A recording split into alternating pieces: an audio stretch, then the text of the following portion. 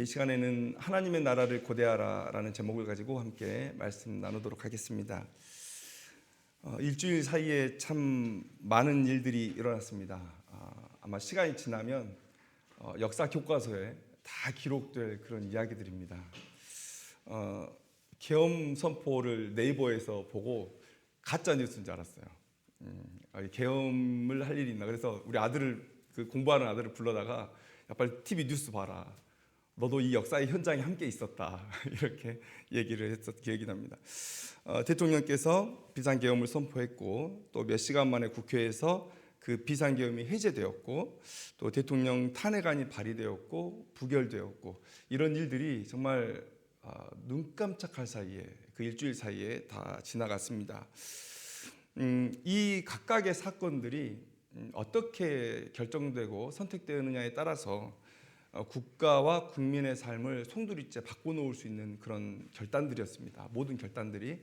그리고 이 대한민국의 세계적인 위상을 생각해 볼 때 아마 이 세계도 이 나라의 그런 일들을 통해서 크게 흔들렸을 법한 그런 시간들을 우리가 보냈습니다.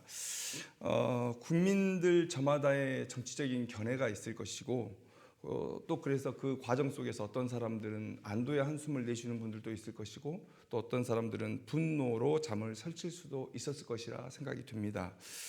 그런데 곰곰이 생각을 했어요. 정치적인 얘기는 강단에서 하지 않는 게 당연한 건데 너무 큰 사건이 지나갔기 때문에 그리고 현재 한국교회에서 기독교의 전도의 그런 어려움들이 사실 정치와 무관하지 않기 때문에 어떻게든지 이것에 대해서 좀 정리는 해드려야 되겠다라는 생각을 했었고요. 그래서 오늘 말씀을 준비했습니다. 그리고 여러분 한국의 미래를 보려면 미국 보시면 됩니다. 미국에 갔더니 가장 놀란 게 뭐냐면 자동차 번호판에 자기가 지지하는 정당을 다 표시를 해놨어요. 그리고 집 그 가든에 팻말을 다 써서 자기가 지지하는 정당을 다 붙여놨습니다. 특히 선거철이 되면 더하고 선거 용품이 불티나게 팔려갑니다. 그게 하나의 시장을 형성하고 있습니다. 대한민국도 그렇게 될 거예요. 누군가가 화합의 전령으로 나서지 않는 한은 그렇게 될 겁니다. 왜냐하면 정치인들이 바라는 것은 좌든 우든 내 편을 바라는 거죠. 그래서 중도에 있는 사람들은 그들에게는 새로운 시장이에요. 어떻게 하면 중도를 좌로, 중도를 우로 더 끌어가느냐의 싸움이 이제 매년 계속될 겁니다. 그렇기 때문에 우리는 더 양극단으로 갈라질 거예요. 더 극단에 몰려서 상대방을 비난하고 그렇게 반목하면서 싸워갈 겁니다. 미국이 지금 그렇게 하고 있고 우리도 그렇게 되어가고 있다. 이런 상황에서 신자들은 어떻게 해야 될까? 한국교회는 보수다. 이런 생각을 하시는 분들이 있어요. 물론 한국교회는 매우 특수한 배경 위에 서 있습니다. 평양 대부흥이라는 엄청난 신앙적 유산을 한국교회가 가지고 있고 그래서 우리 총신도 사실 평양에서 시작됐던 그런 평양신학교의 후신으로 이렇게 존재하고 있습니다.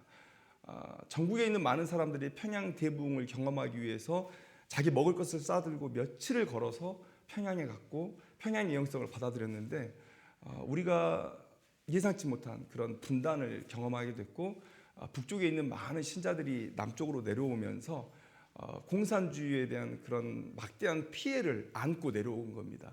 여러분들 1987이라는 영화를 보시면 거기에 김윤석 씨가 연기하고 있는 인물이 있어요. 그 인물이 하는 얘기가 뭐냐면 동이라는 아이가 있었는데 그 아이가 불쌍해서 유지였던 자기 아버지가 양자로 들여서 자기 아들처럼 키웠다. 그런데 그 아이가 어느 날 갑자기 빨간 완장을 차고 집에 들어와서 지주들을 다 죽이고 자기 아버지를 죽이고 자기 가족들을 다 죽이더라. 그러니까 이런 아픔들을 안고 남쪽으로 내려오신 분들이 많아요. 그리고 그들이 하나의 교회를 형성해서 그곳에 모였고 고향 사람들끼리 함께 모여서 예배하며 서로 위로받고 그랬습니다. 그래서 한국교회 안에는 기본적으로 반공에 대한 그런 뿌리 깊은 그런 정서가 자리 잡고 있고 그래서 일면 한국 기독교가 보수적이다라고 말할 수 있어요. 그런데 이런 배경을 가지고 우리가 보수라고 얘기할 수 있는 분이 몇 분이나 되는지 저는 궁금해요. 우리가 이런 한국교회만의 특별한 그런 보수적인 견해를 갖고 있다는 것을 그런 배경과 함께 이해한다면 우리가 성경적으로 어떻게 하면 이 한국교회의 아픔들을 극복해야 되는지 그것들에 대해서 고민할 수 있습니다. 그런데 평양의 부흥을 유산으로 물려받은 목사님들, 그 목사님들에게서 배운 목사님들, 그리고 그 목사님들에게서 배운 목사님들이 지금 전국에 흩어져서 설교를 하고 있기 때문에 그런 선입견들을 갖게 됐어요. 일면 동성애 관련된 부분에서 보면 우파의 주장이 맞습니다. 매우 성경적이죠. 동성애는 우리가 받아들일 수 없습니다. 차별금지법 받아들일 수 없습니다. 그래서 우리가 일견 보면 우파인 것 같아요. 지금 제가 어제 그 유튜브에서 어떤 영상을 봤는데 깜짝 놀랐습니다. 그러니까 무작정 진보를 주장하는 것도 위험하다. 왜냐하면 오바마 대통령 때 미국에서 어떤 정책이 적용되고 있냐면 950불 이하로 도둑질하는 것은 죄로 여기치지 않는답니다. 그러니까 나라가 재정이 바닥이 나서 국민들의 복지를 신경을 못 써주니까 그런데 살긴 살아야 되잖아요. 그러니까 그냥 그 범죄를 눈 감는 것으로 이제 생존권을 보장해 준 거예요. 그래서 상가를 털어도 그냥 경찰서에 잠깐 갔다가 그 다음날 방면이 되는 그런 상황들이 계속 반복이 되는 거예요. 그런 면에서 볼 때 우파의 주장이 일면 기독교적일 수 있어요. 그러나 또 어떤 상황 하에서는 우리가 안식년과 희년이라는 성경의 제도가 있습니다. 그것은 뭐냐면 하나님께서는 너희들이 수고한 것은 너희 때에 누려도 된다는 거예요. 왜냐하면 너희들이 고생했고 너희들이 얻었기 때문에. 그런데 그 자식들이 아무 이유 없이 그저 이런 부모 밑에서 태어났다는 것만으로 가난하게 불평등한 출발점을 얻어야 되고 또 이런 부모 밑에서 태어났다는 것만으로 남들보다 훨씬 앞선 출발점을 가진다면 이것은 하나님께서 생각하시는 그런 법이 아니다. 그래서 경제적인 측면에서 보면 일견 좌측에서 말하는 것이 옳을 수도 있습니다. 제가 이렇게 말씀드리는 이유는 뭐냐면 우든 좌든 선택할 수 있는 것들이 있어요. 또 버려야만 되는 것들이 있어요. 그런데 마치 우가 하나님의 법이고 좌는 하나님의 법이 아니다. 아니면 좌는 하나님의 법이고 우는 하나님의 법이 아니다. 어떤 하나를 선택하는 것의 위험성을 여러분들에게 말씀드리고 있는 것입니다. 저는 성도님들이 저한테 어디를 지지하십니까? 라고 물어보면 저는 이렇게 얘기해요. 저는 정책당이라고 얘기해요. 민주당도 국민의힘도 아니다. 난 정책당이다. 왜냐하면 정책 건건이 하나님의 말씀에 비추어서 그것들을 판단할 수 있는 눈이 있어야 되는 것이죠. 그런데 그냥 내가 좋아하는 정치적인 견해, 신념, 그러니까 나는 뭐든지 저 사람은 맞다고 생각해 그렇게 따라가는 것은 우리가 하나님의 법을 붙들고 사는 우리가 해야 될 일은 아니다. 그래서 신자들은요 똑똑해야 돼요. 더 열심히 연구하고 더 열심히 묵상하고 이 혼란한 세상 속에서 하나님 편에 더 붙어 있으려고 해야 돼요.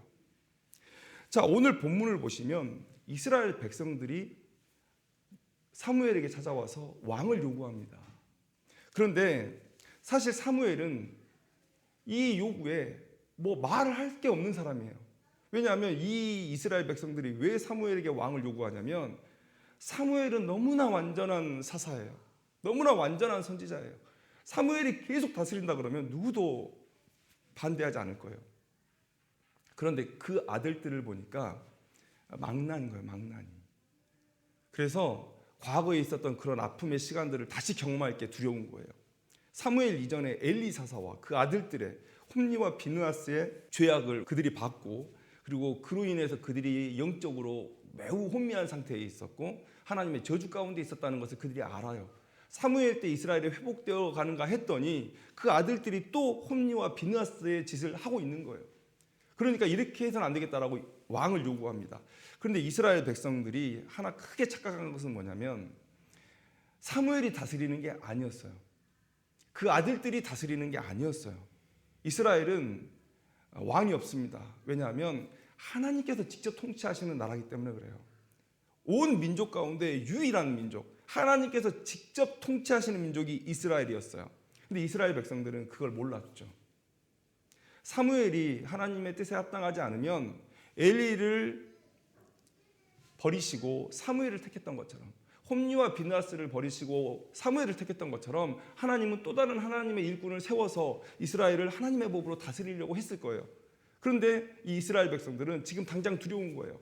다시 그 영적인 침체로 돌아갈까 봐, 자신들의 삶이 다시금 공고해질까 봐 너무 두려운 거예요. 그래서 하나님 앞에 왕을 요구합니다. 그때 하나님께서 사무엘을 통해서 어떤 말씀을 주십니까? 너희의 왕족은 이러이러한 패단을 갖게 될 거다. 뭐라고 얘기합니까? 너희들의 아들들을 데려다가 자신의 병거와 말을 어거하게 할 거다. 전쟁에 너희를 앞장 세울 거다. 또 천부장, 백부장, 십부장을 삼아서 거느릴 것이다. 밭을 갈게 하고 추수하게 하고 무기와 장비를 만들게 할 것이다. 또 너희 딸들을 데려다가는 요리하는 자 삼고 떡 굽는 자로 삼아서 일을 시킬 것이다. 그리고 너희들의 소산의 좋은 것들을 취할 것이고 그것들을 세금으로 거둘 것이고 그것들을 걷어가서 자신의 권력을 옹이하게 하는 그런 주변에 있는 자기의 지인들에게 또 측근들에게 나눠줄 것이다. 이렇게 경고하고 계세요. 이 경고는 어떤 겁니까? 인간은 연약하다는 거예요. 그 연약한 인간에게 어떤 절대적인 권위가 주어졌을 때는 문제가 생길 수밖에 없다는 것을 하나님께서 지금 경고하고 계신 거예요. 여러분, 누가 하나님과 같이 온전한 통치를 이룰 수 있습니까? 하나님은 세상을 창조하셔서 모든 게 다 하나님의 것이기 때문에 이 세상의 것을 탐내지 않으세요. 여러분이 가지고 온 예물이 있습니다. 그 예물, 그 액수가 중요하지 않은 것은 뭐냐면 하나님은 물질에 얽매이시는 분이 아니에요. 그래서 그 여러분들의 마음, 그 귀한 마음을 하나님께서 받으시는 것이기 때문에 물질에 대한 탐욕이 없으신 하나님이시다. 그리고 하나님은 능력의 하나님이시고 또 하나님은 사랑의 하나님이시다. 그 놀라운 능력으로 우리를 향한 사랑을 온전히 성취해 가시는 그런 하나님이세요. 하나님의 통치의 목적은 바로 여기에 있습니다. 그래서 이스라엘 백성들이 하나님의 통치를 온전히 받아 누릴 때는 사실 문제가 없었어요. 이스라엘의 문제는 누구의 문제입니까? 하나님은 항상 상수예요. 변하지 않습니다. 그런데 변수는 인간들이죠. 항상 불순종하고 죄를 짓고 떠났어요. 그런데 원망은 누구에게 합니까? 하나님과의 언약에 따라서 하나님은 네가 내 백성일 때는 난 너를 축복하고 네가 내 백성이 안 되겠다고 하면 나는 너를 저주할 수밖에 없다. 그렇게 언약을 맺었음에도 불구하고 그 언약은 다 잊어버리고 하나님 왜 우리가 이렇게 힘들게 살아야 됩니까? 라고 하나님께 대들고 하나님께 새로운 요구들을 해가고 그 다음에 그게 안 받아들여졌을 때는 우상을 향해서 달려가는, 하나님의 통치는 완벽합니다. 그런데 문제는 인간이 연약하다는 거죠. 인간이 연약하다. 우리가 항상 이러한 생각들을 가지고 있어야 돼요. 여러분, 민주주의라는 것은 다수결의 원칙이 지배하잖아요. 그래서 소수의 의견이 무시될 수도 있지만 이런 사회가 더 발달할수록 어떻게 하면 소수의 의견들을 더 우리가 반영할까를 고민합니다. 그래서 어떠한 소수의 집단도 배제되지 않고 소외되지 않도록 법으로 배려하려고 노력하죠. 이게 이제 선진화된 민주주의 국가입니다. 아무튼 그래도 다수결의 원칙에 따라서 이 민주주의 제도가 진행이 됩니다. 그런데 인구가 많아집니다. 내 한 표를 정확히 유정자에게 전달하기가 어려워졌어요. 직접 민주주의에서 간접 민주정치로 가다 보니까 이제 나를 대신할, 우리를 대표할 누군가를 세워야 됐겠죠. 그런데 민주주의의 문제는 뭡니까? 대의가 잘 안 된다는 거예요. 대의. 내 뜻을 대신해서 말해달라고 우리의 민주주의의 대표자를 세웠는데 그 대의가 잘 안 돼요. 그래서 사실 이번에 이 탄핵의 전국을 지나면서 많은 분들이 실망했던 게 뭐냐, 탄핵이 찬성이냐 반대냐 그런 것들을 떠나서 많은 사람들이 실망했던 부분은 뭐냐면 우리가 대표로 세웠던 그 국회의원들이 내 뜻을 대의하지 않는다. 그래서 표면적으로 보면 80%가 탄핵에 찬성했다. 그리고 각 지방에서 여론조사를 했더니 찬성을 했다. 그런데 그 의도와 반대로 됐다는 거예요. 전 여기서 대통령의 탄핵의 가부를 여러분들에게 말하려고 하는 게 아닙니다. 인간이 만들어낸 제도의 약점을 얘기하고 싶은 거예요. 인간도 약하고 인간이 만들어낸 시스템도 단점이 있다는 것을 말하는 거예요. 그래서 그런 문제들이 지금의 이런 혼란을 만들어내게 됐다는 거예요. 그래서 오늘 이 시점, 이 되어지는 상황들을 볼 때 하나님께서 경고하셨던 왕을 세우면 한 사람에게 권한이 극대화돼서 주어지면 이런 문제가 생길 수 있다는 그 경고를 그대로 우리는 경험하게 되는 것이죠. 이런 시대를 우리가 살아가고 있다. 그런데 여러분들, 신자로서 이러한 사회의 혼란을 겪으면서 우리는 가장 먼저 무슨 생각을 해야 되냐? 인간이 연약하구나라는 것을 먼저 생각해야 돼요. 우리가 죄성에 찌들었던 존재였고 구원받은 이후에도 여전히 그 죄의 습성을 버리지 못하고 온전한 성화를 이루지 못한 채 살아가고 있구나. 죄의 영향 하에 있구나. 그래서 하나님께서 맡기신 사명을 내 탐욕이나 내 권력욕 때문에 그것들을 왜곡해서 실행하고 결국은 하나님의 영광이 아닌 내 이익으로 그것들을 환원하는 그런 인생이 될 수 있구나라고 우리가 생각할 수 있어요. 여러분, 성경에서 가장 완전한 지도자는 누굽니까? 다윗도 아니에요. 모세입니다. 모세. 자, 모세 같은 지도자가 나타나면 이 나라는 정말 잘 사는 나라 될까? 아마 이런 기대를 가지고 다음에 일어설 그런 대통령에 대한 기대를 가지고 계신 분들도 있을 것입니다. 그런데 성경을 한번 우리가 보자고요. 출애굽기 14장 15장에서 이스라엘 백성들이 출애굽한 이후에 마라라는 곳에서 쓴 물을 발견하게 돼요. 이스라엘 백성들은 마실 물이 없으니까 당연히 모세에게 와서 대듭니다. 홍해를 건넌 이적을 경험했기 때문에 누가 감히 하나님께 직접적으로 대적할 마음을 가졌겠어요. 그러니까 그들은 하나님께는 대적하지 못하고 모세, 만만한 모세, 중보자 모세를 향해서 그들이 달려들어서 대들고 있습니다. 또 16장에 보면 신 광야라는 곳에서 그들이 고기가 없다고 모세를 향해서 또 불평을 해요. 그 다음에는 르비딤이라는 곳에서 또 물이 없다고 그렇게 불평을 합니다. 그런데 이런 문제들을 하나님께서 어떻게 해결하셨냐면 그렇게 하지 않아도 될 것 같은데 굳이 모세의 어떤 행위를 집어넣어서 모세의 권위를 높여주세요. 마라에서는 무슨 일을 하냐면 그냥 하나님께서 쓴물이 단물이 되라 하시면 되잖아요. 그런데 모세에게 온 백성들이 보는 앞에서 나뭇가지를 그 쓴물에 던지라고 하는 거예요. 그런 행위. 또 르비딤에서는 모세에게 온 백성이 보는 앞에서 바위를 치라. 왜 하나님께서 굳이 이러한 행동들을 그 안에 넣으셨을까요? 이제 이후에 이스라엘은 가나안 땅도 들어가야 되고 또 곧 시내산에 들어가서 하나님의 성막을 세우고 하나님과 언약식을 체결해야 되는 그런 상황 바로 앞에 놓여 있어요. 그러니까 모세의 온전한 리더십이 아니면 이러한 상황들을 헤쳐나가기가 쉽지 않습니다. 그래서 하나님은 이런 상황들을 통해서 이런 혼란의 상황들을 통해서 모세의 권위를 높여주고 싶으신 거예요. 모세의 권위를. 자, 그러면 모세에게 한껏 권위가 부여됐는데 하나 더 말씀드리면 이런 거죠. 바로 이후에 이제 아말렉과의 전쟁이 일어나죠. 이것도 그런 장면의 하나예요. 그냥 하나님께서 승리를 주시면 되는데 모세가 손을 들면 승리하고 모세가 손을 내리면 패배해요. 이것도 모세의 권위를 높여주시고자 하는 거예요. 모세가 이스라엘 백성들에게 온전한 통치력, 통솔력을 갖기를 원하시는 거죠. 그래서 이런 모세 한 사람 온전히 있으면, 이런 지도자 한 사람 쓰면 그러면 이 나라 달라지겠거니, 우리가 속한 공동체 달라지겠거니 이렇게 생각할 수 있어요. 그런데 모세오경이지 않습니까? 모세가 기록한 책이지 않습니까? 그런데 모세가 참 훌륭한 성품이에요. 또 하나님의 뜻을 받아서 이런 목적과 정반대되는 이야기를 하나 적어놨어요. 그게 뭐냐면, 여러분 아마 성경을 읽으신 분들은 이 본문이 상당히 낯설 거예요. 이제 이스라엘에는 모세를 대적할 사람이 없어요. 이런 과정을 통해서 하나님께서 모세에게 권위를 한껏 부여하셨기 때문에 모세의 권위에 대적할 자가 없습니다. 그런데 그 시점에 모세의 장인이 딸과 그 모세의 두 아들들을 데리고 진영으로 들어옵니다. 애굽으로 들어갈 때 십보라와 그 두 아들들은 하나님의 진노를 사서 다시 미디안 광야로 돌아가죠. 이제 만나는 장면입니다. 그런데 만났을 때 이제 모세를 통해서 이스라엘에게 행하신 하나님의 놀라운 일들을 모세가 얘기했을 때 이드로는, 모세의 장인은 그 미디안 종교의 제사장이죠. 영적으로 매우 민감한 사람이에요.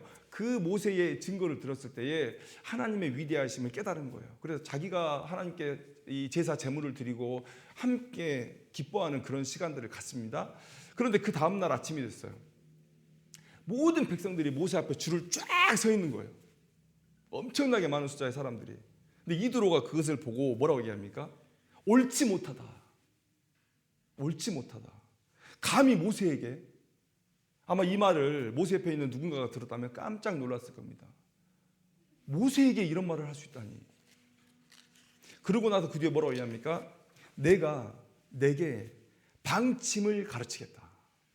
이드로가 모세에게 이렇게 얘기합니다. 그러니까 성경의 모든 이야기는 시내산에 가기 전에 모세의 권위를 높이는데 그 온 지면을 할애하고 있어요. 그런데 그 18장에 19장에 이제 시내산에 들어가게 되는데 18장의 이야기에서 이 이드로를 만난 이야기를 기록하면서 얼핏 보면 모세의 권위가 이드로에게서 깎이는, 그리고 모세는 또 이드로의 말을 또 듣습니다. 그래서 이드로가 시킨 대로 이스라엘 안에 전통이 생기는 거예요. 천부장과 백부장과 십부장이 이제 그 지파를 다스리는 그런 전통이 이스라엘 안에 생기게 되는 그런 장면이죠. 왜 이 모세의 권위를 한껏 높이다가 갑자기 모세가 이드로 앞에서 엎어지는 그런 기록을 해놨을까? 완전하지 않다는 거예요. 성경 속에서 최고의 지도자로, 최고의 영도자로 묘사되고 있어요. 그런데 그 모세조차도 완전하지 않다라는 거예요. 인간에 대한 의지가, 인간이 만들어낸 시스템에 대한 의지가 얼마나 허무한 것이고 근거 없는 것인지를 성경이 얘기해 주고 있다는 거예요. 하나님은 이 모세의 이야기들을 통해서 우리에게 하나님의 통치를 고대하라고 얘기해 주고 있는 거예요. 하나님의 통치를 고대하라고. 이 시대의 문제는 무엇입니까? 신앙보다 정치가 앞에 있는 거예요. 여러분, 신자들의 시선은 현실을 살고 있지만 영혼에 머물러야 돼요. 우리의 시선은 영혼에 머물러야 돼요. 그래야 흔들리지 않고 좌로나 우로나 치우치지 않고 한 방향으로 걸어갈 수 있습니다. 현실을 살아도 영혼을 바라봐야 돼요. 그런데 우리는 현실을 바라보죠. 현실을 바라보니까 정치에 의지하게 되는 거예요. 이 정치인이 정권을 잡으면 이 나라가 살 것 같고 내가 좀 살 것 같고, 또 이 정치인이 또 정권을 잡으면 나에게 불리할 것 같고, 자꾸만 이런 것들을 얘기한단 말이죠. 그래서 정치적인 신념이 우리에게 신앙이 되어버렸어요. 이재명이 우리의 신앙입니까? 한동훈이 우리의 신앙입니까? 인간의 통치는, 인간이 만들어낸 시스템은 한계가 있어요. 어제까지 멀쩡한 사람도 오늘 변할 수 있는 게 세상 일이고 사람의 마음입니다. 그런데 눈앞에 있는 것만 생각하고 이 현실에 매몰되다 보니까 정치가 신앙을 잡아먹어버렸어요. 신앙은 본질적으로 미래를 바라보는 거죠. 더 성경적으로 말하면 마지막 날 하나님의 심판의 그날을, 예수님이 재림하시는 그날을 바라보는 거죠. 그래서 이 세상이 조금은 고통스럽더라도 정의를 선택할 수 있는 거예요. 옳음을 선택할 수 있는 거예요. 나보다 다른 사람들의 유익을 구할 수 있는 거예요. 명백히 내게 이익이 되지만 그것이 불법적인 일이고 또 편법적인 일이라면, 그래서 민주주의를 훼손하고 그리고 다른 사람들의 삶을 곰핍하게 할 수 있다면 단호하게 그것을 거절할 수 있는 것. 그래서 마지막 날에 하나님의 심판을 고대하고 그때의 그 영광을 누리겠다는 그런 마음으로 사는 게 신앙이죠. 그런데 현실에 매몰되어 정치가 내 삶을 바꿔줄 거라고 기대하는 거예요. 이게 지금의 상황의 문제죠. 내 행위가, 신자로서 내 행위가 하나님의 영광을 얼마나 가리는지는 상관하지 않아요. 얼마나 복음의 문을 막고 있는지 상관하지 않아요. 그저 자기가 가지고 있는 정치 신념, 이 신념으로 이 나라를 바꿀 수 있다는 거예요. 이 나라를 하나님의 나라로 바꿀 수 있다는 거예요. 하나님의 통치가 없는데 어떻게 그런 인간적인 노력으로 하나님의 나라를 만들 수 있습니까? 지금 한국교회의 문제가 바로 이런 거라는 거예요. 각자 성경 가지고 얘기해요. 근데 그 안에 하나님의 통치는 없죠. 다 자기가 뭔가를 해보려고 하는 거예요. 인간의 역사는 항상 하나님의 왕권을 빼앗아오는 방향으로 진행이 됐습니다. 아담과 하와 하나님같이 되려는 그 시도, 하나님의 왕권을 찬탈하고 싶었던 거예요. 하나님은 아브라함을 부르셔서 그러한 상황 속에서 하나님 자신의 왕권을 다시 세우기를 원하셨어요. 그래서 아브라함을 부르셨고 야곱의 아들들이 애굽으로 들어가서 애굽이라는 울타리 안에서 한 민족을 이루고 국가를 이루고 가나안 땅에서 이제 이스라엘이라는 나라로. 그럼 이스라엘의 사명은 뭡니까? 잘 돼야 되는 게 이스라엘의 사명이에요. 하나님이 약속한 그 약속 붙들고 하나님의 백성으로, 할례받은 백성으로 살아내서 많은 민족들이 저기는 하나님의 나라야, 하나님의 나라야. 어떤 사람은 손가락질하면서 얘기할 수도 있겠고 어떤 사람들은 부러움의 눈빛으로 얘기할 수도 있어요. 아무튼 이스라엘은 하나님의 나라가 돼야 되고 하나님의 언약 안에서 잘 되는 자들이 돼야 돼요. 그래서 많은 나라들이 이스라엘을 부러워해야 돼요. 그래서 나도 하나님의 백성 되고 싶다. 그렇게 하나님의 영광이 드높여져요. 이게 이스라엘의 사명입니다. 이게 이스라엘의 사명인데, 그래서 하나님께서 자신의 왕권을 다시 찾기 위해서 아브라함을 택하셨어요. 그런데 오늘 본문에서 하나님의 왕권을 뺏겠다는 거예요, 이스라엘 백성들이. 그리고 이제 민주주의, 여러분 민주주의는 너무 고도로 발달된 너무 아름다운 정치 체제죠. 하나님께서 복 주신 그런 산물이라고 생각돼요. 인간들에게 주신 하나님의 선물입니다. 그런데 여러분, 이 민주주의를 잘못 이용하면 어떻게 바라볼 수 있냐면 그냥 각자가 다 왕인 세상이에요. 각자가 다 왕인 세상. 하나님을 아는 백성들이 하나님이라는 법 안에서 이 민주주의를 이룬다면 그것보다 아름다운 제도가 없지만, 그런 하나님을 모르는 백성들이 자기의 소견에 옳은 대로 행하면 그냥 사사기 시대로 가는 거예요. 그냥 모두가 스스로가 왕이 된 시대를 살아가 버리게 되는 거예요. 지금 우리의 시대가 그러한 시대가 아니냐는 거예요.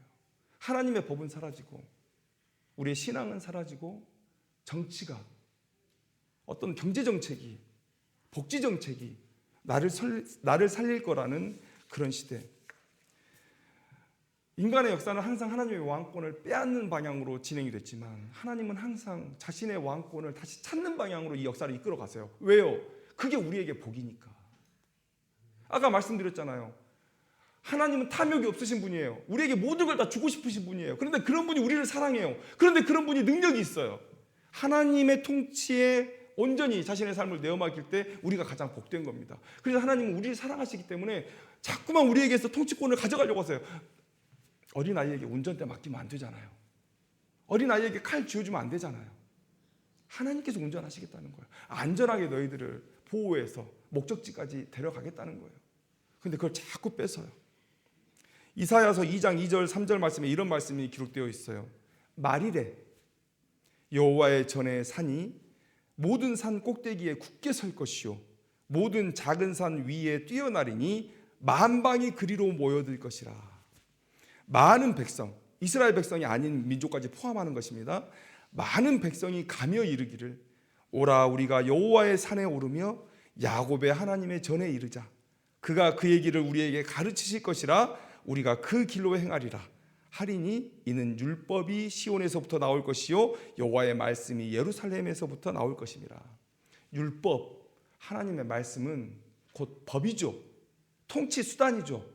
하나님의 통치가 온전히 구현된 그 나라 안으로 온 민족이 부러움을 가지고 자 여호와의 전으로 나아가자, 여호와의 산으로 나아가자. 말일에 그 일이 벌어질 거라는 거예요. 아까 말씀드렸죠. 이스라엘이 하나님의 언약 안에 온전히 거하면서 하나님의 사명을 온전히 잘 이행하면서 잘 되는 민족 되어서 그때 이루어졌어야 될 일들이에요. 그런데 그게 안 됐어요. 이 땅의 교회가 정직하게 거룩하게 살아내서 많은 사람들이 부러워하는 그런 공동체, 하나님의 복을 받는 공동체. 야, 예수 믿는 사람들은 다 잘 되더라. 교회 가야 돼, 교회 가야 돼. 그런 공동체가 되어서 불신자들이 다 교회로 몰려 들어오는 그런 그림, 그걸 하나님께서 우리에게 사명으로 맡기셨는데 그게 안 된 거예요. 마지막에 하나님께서 이 일들을 이루시겠다라고 말씀하셨어요. 내가 다시 너희들에게 잠시 맡겼던 그 통치권, 아니 맡긴 것도 아니에요.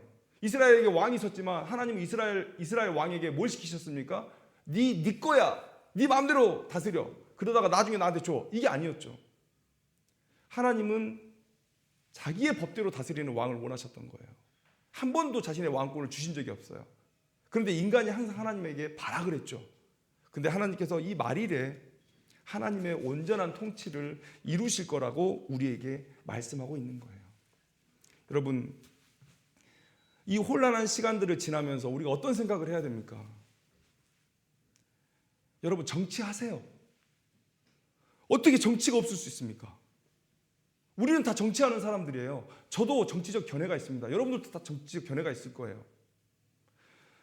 정치라는 것은 이 세상을 좀 더 살기 좋게 만들기 위해서 하나의 도구로서 쓰이는 것이죠. 각자의 다른 견해들이 모여서 이 민주주의 제도 안에서 서로 논쟁하고 그래서 좋은 결과들을 도출해내고, 여러분 다 똑같은 생각을 하면 그게 공산당 아닙니까?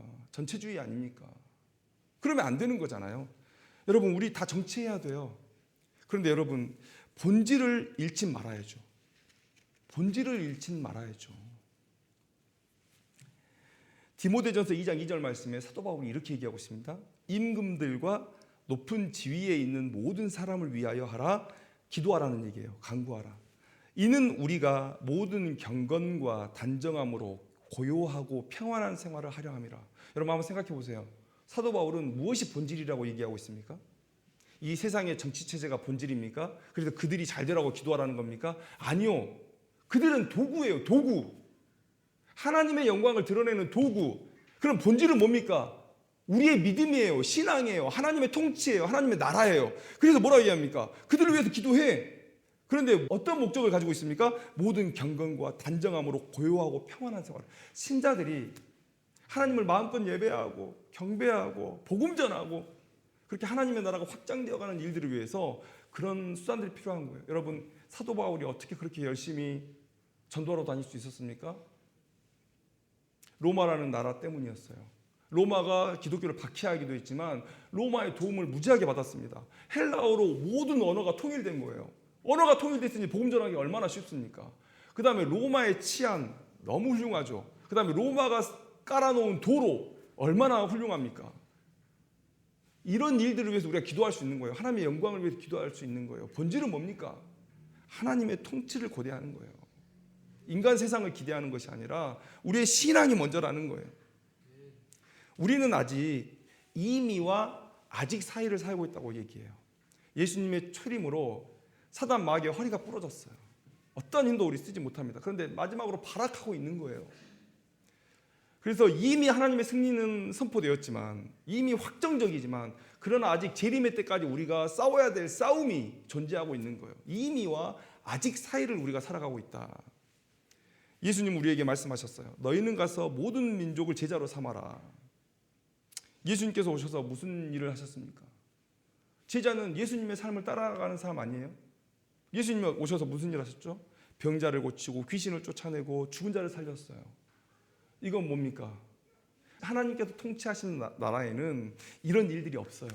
하나님이 통치하시는 나라에 질병이 있습니까? 기근이 있습니까?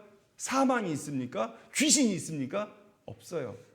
예수님께서 이 땅에 오셔서 그들을 다 쫓아내시고 병자들을 고치시면서 하나님의 나라가 곧 도래할 것이다. 그 나라는 이러한 나라가 될 것이다 라고 보여주신 거예요. 그럼 여러분, 우리의 제자 삼는 사역은 어떤 사역이 돼야 됩니까? 지금 나가가지고 이 당이 정의야, 저 당이 정의야 라고 싸우면서 신앙보다 정치를 앞세우고 내 신앙을 정치가 다 잠식해버리고 광화문에 모여가지고 그렇게 열심히 이 정치를 위해서 기도하는 게 하나님의 뜻일까요?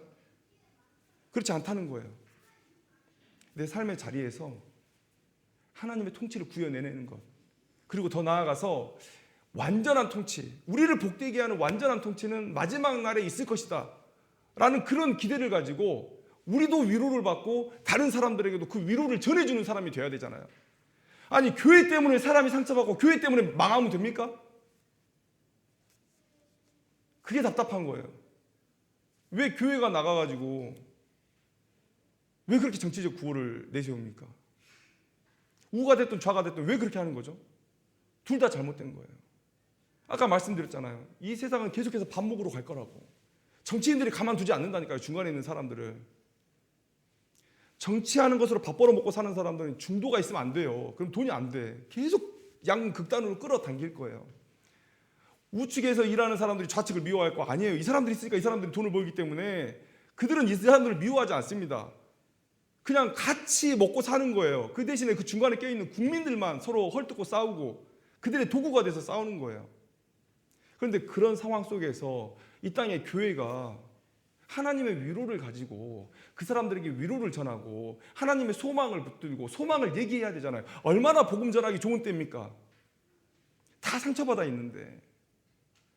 근데 우리가 너무 앞장섰어요. 너무 앞장섰다고요. 그래서 전도가 안 됩니다. 성경에도 없는 싸움이에요. 이건 영적 싸움이 아닙니다. 사탄의 도구가 된 거예요. 사탄의 개가 된 거예요. 여러분들이 가지고 계시는 그 정치적인 견해가 하나님의 뜻이 아닙니다. 저도 정치적인 견해를 가지고 있지만 이 정치적 견해를 신앙 앞에 두지 않아요. 항상 신앙이 먼저, 하나님 먼저. 엄청나게 큰 사건이 일주일 사이에 지나갔습니다. 신자들이 정치가 뭔지를 알아야 돼요. 정치가 뭔지를 알아야 되고 하나님께서 원하시는 하나님의 나라는 어떤 그림인지 우리가 알아야 되고 우리는 과연 무엇을 고대해야 되는지 그리고 우리는 다른 이웃들에게 어떠한 위로의 복음을 전해야 되는지 무엇으로 그들을 살게 할 것인지를 우리가 진지하게 고민해야 되죠. 이번 주에 사건이 이렇게 지나갔지만 그 사건 속에서 우리가 인생의 본질을 깨달았으면 좋겠습니다. 인간의 통치의 불완전함을 깨닫고 교회와 신자들이 이 땅에 하나님의 통치라는 하나님의 나라라는 화합의 메시지 또 위로의 메시지를 전할 수 있었으면 좋겠어요. 그들에게 우리들이 소망이 되어줄 수 있었으면 좋겠습니다. 기도하겠습니다.